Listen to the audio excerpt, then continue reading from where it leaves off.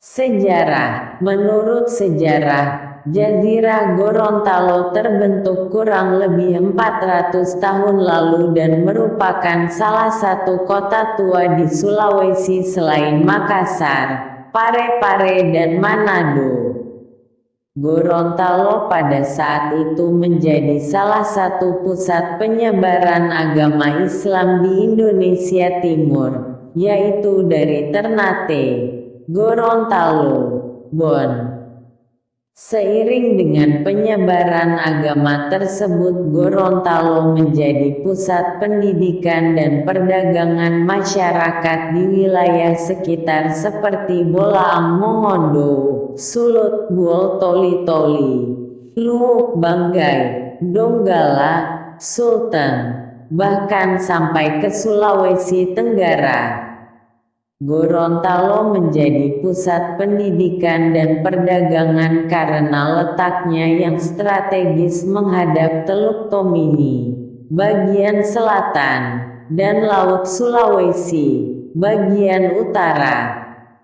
Kedudukan kota kerajaan Gorontalo mulanya berada di Kelurahan Hulawa Kecamatan Telaga sekarang, tepatnya di pinggiran Sungai Bolango. Menurut penelitian, pada tahun 1024 hak kota kerajaan ini dipindahkan dari Kelurahan Hulawa ke Dungingi Kelurahan Tuladenggi Kecamatan Kota Barat sekarang.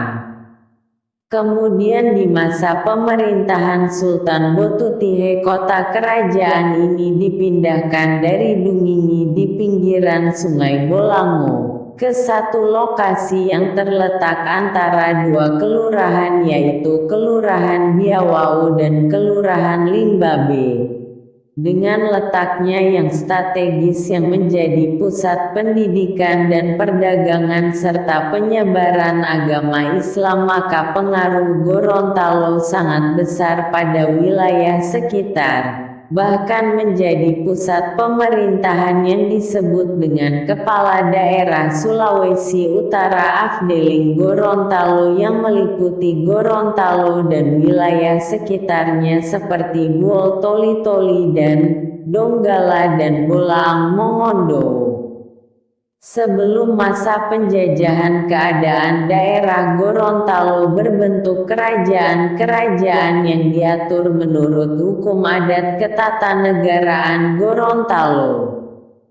Kerajaan-kerajaan itu tergabung dalam satu ikatan kekeluargaan yang disebut Pohala. Menurut Haga 1931, daerah Gorontalo ada 5 pohala. Pohala A Gorontalo, Pohala A Limboto, Pohala A Suwawa, Pohala A Boalemo, Pohala A Atinggola. Dengan hukum adat itu, maka Gorontalo termasuk 19 wilayah adat di Indonesia.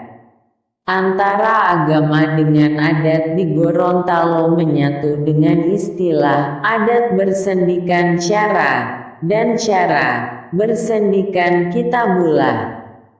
Pohala Gorontalo merupakan pohala yang paling menonjol di antara kelima pohala tersebut. Itulah sebabnya Gorontalo lebih banyak dikenal. Asal-usul nama Gorontalo terdapat berbagai pendapat dan penjelasan, antara lain berasal dari Kulontalangyo, nama salah satu kerajaan yang dipersingkat menjadi Ulontalo. Berasal dari Kuololontalango, yang artinya orang-orang Goa yang berjalan lalu lalang. Berasal dari Kulontalangi, yang artinya lebih mulia. Berasal dari Kulualotola, yang artinya tempat berkembangnya ikan gabus. Berasal dari Pongolatalo atau Puulatalo, yang artinya tempat menunggu. Berasal dari Gunung Telu, yang artinya 3 buah gunung. Berasal dari Kunto, suatu tempat yang senantiasa digenangi air. Jadi asal-usul nama Gorontalo. Arti katanya tidak diketahui lagi. Namun jelas kata Kulondalu hingga sekarang masih hidup dalam ucapan orang Gorontalo dan orang Belanda karena kesulitan dalam mengucapkannya, diucapkan dengan Horontalo dan bila ditulis menjadi Gorontalo. Pada tahun 1824 daerah Limolo Pohala telah berada di bawah kekuasaan seorang asisten residen di samping pemerintahan tradisional. Pada tahun 1889 sistem pemerintahan kerajaan dialihkan ke pemerintahan langsung yang dikenal dengan istilah Retatrix Bestur. Pada tahun 1911 terjadi lagi perubahan dalam struktur pemerintahan daerah Limolo Pohala dibagi atas 3 onder afdeling, yaitu Onder Afdeling Kuandang, Onder Afdeling Bualemo, Onder Afdeling Gorontalo. Selanjutnya pada tahun 1920 berubah lagi menjadi 5 distrik, yaitu Distrik Kuandang, Distrik Bon, Distrik Gorontalo, Distrik Bualemo. Pada tahun 1922 Gorontalo ditetapkan menjadi 3 afdeling, yaitu Afdeling Gorontalo, Afdeling Bualemo, Afdeling Buol. Sebelum kemerdekaan Republik Indonesia, rakyat Gorontalo dipelopori oleh BPKH, Nani Wartabone berjuang dan merdeka. Pada tanggal 23 Januari tahun 1942. Selama kurang lebih 2 tahun, yaitu sampai tahun 1944, wilayah Gorontalo berdaulat dengan pemerintahan sendiri. Perjuangan patriotik ini menjadi tonggak kemerdekaan bangsa Indonesia dan memberi imbas dan inspirasi bagi wilayah sekitar bahkan secara nasional. Oleh karena itu BPKH, Nani Wartabone dikukuhkan oleh pemerintah RI sebagai pahlawan perintis kemerdekaan. Pada dasarnya masyarakat Gorontalo mempunyai jiwa nasionalisme yang tinggi.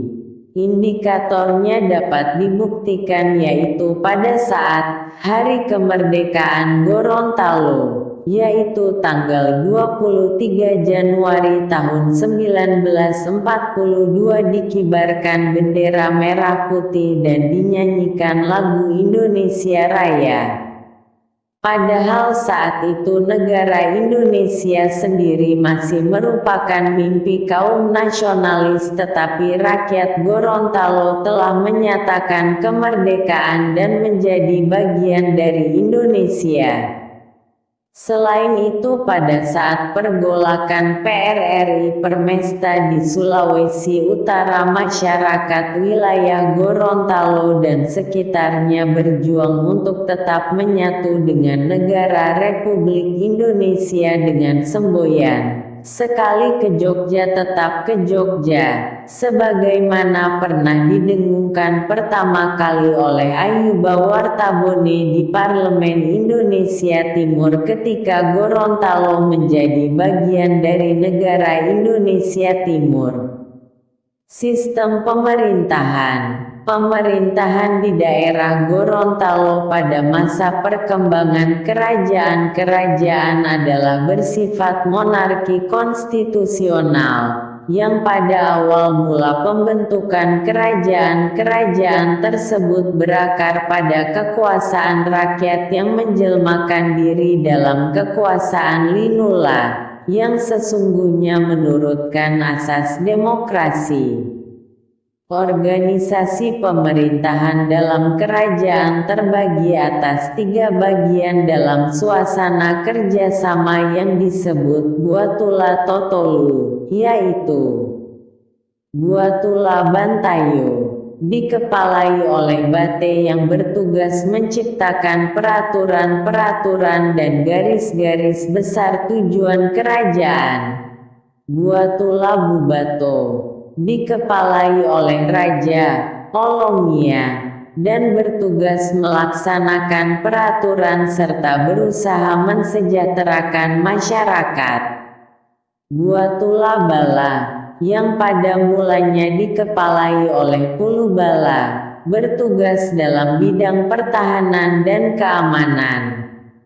Olongia Lolipu, Maharaja Kerajaan, adalah kepala pemerintahan tertinggi dalam kerajaan tetapi tidak berkuasa mutlak. Ia dipilih oleh Bantayo Poboide dan dapat dipecat atau dimakzulkan juga oleh Bantayo Poboide. Masa jabatannya tidak ditentukan, tergantung dari penilaian Bantayo Poboide. Hal ini membuktikan bahwa kekuasaan tertinggi dalam kerajaan berada dalam tangan Bantayo Poboide sebagai penjelmaan dari kekuasaan rakyat. Olongia sebagai penguasa tertinggi dalam kerajaan.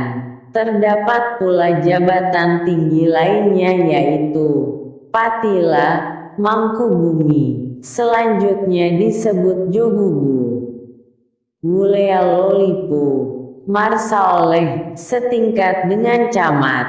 Di samping Olongia dan pembantu-pembantunya sebagai pelaksana pemerintahan sehari-hari terdapat suatu badan musyawarah rakyat Bantayo Poboide, yang diketuai oleh seorang Bate. Setiap kerajaan mempunyai suatu Bantayo Poboide yang berarti bangsal tempat bermusyawarah. Di dalam bangsal inilah diolah dan dirumuskan hal-hal sebagai berikut. Menetapkan adat dan hukum adat, mendampingi serta mengawasi pemerintah, menggugat raja, memilih dan menobatkan raja dan pembesar-pembesar lainnya.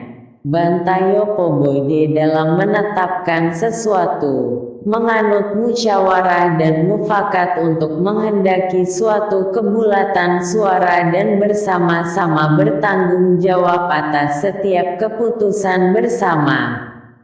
Demikianlah gambaran singkat tentang sejarah dan pemerintahan pada kerajaan-kerajaan di daerah Gorontalo yang berlandaskan kekuasaan rakyat atau demokrasi. Sejarah terbentuknya provinsi terinspirasi oleh semangat Hari Patriotik tanggal 23 Januari tahun 1942. Maka pada tanggal bulan yang sama pada tahun 2000, rakyat Gorontalo yang diwakili oleh Dr.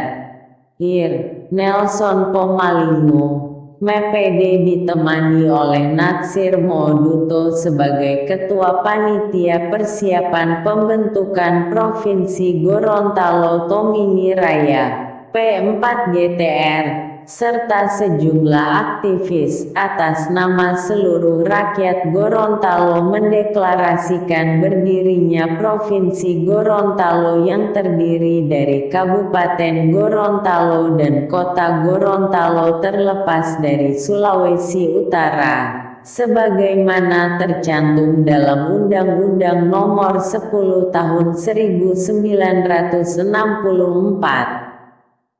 Yang isinya adalah bahwa Kabupaten Gorontalo dan Kota Gorontalo merupakan wilayah administrasi dari Provinsi Sulawesi Utara. Setahun kemudian, tepatnya tanggal 16 Februari tahun 2001, Tur Sandi Alwi sebagai penjabat Gubernur Gorontalo dilantik.